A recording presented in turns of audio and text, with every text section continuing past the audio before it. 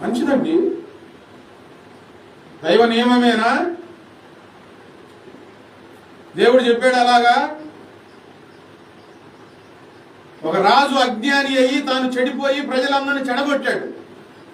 ఒక రాజు జ్ఞానంతో తాను బాగుపడి ప్రజలందరినీ దేవుని వైపు మళ్లించాడు. నీ కుటుంబాన్ని ఎటు తీసుకెళ్తున్నావు నువ్వు?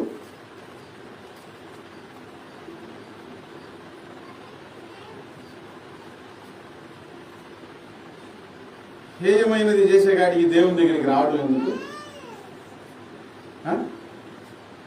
ఎందుకు దేవుని దగ్గరికి రావడం ఎందుకు? హేయమైనది చేసేగాడికి సరే చేస్తే చేశారు, వాటి వల్ల ఫలం ఏమొస్తుంది ఒక్కసారి ఆలోచించారా? మంచి జరిగిద్దా, మేలు జరిగిద్దా, కీడు జరిగిద్దా ఆలోచించారా?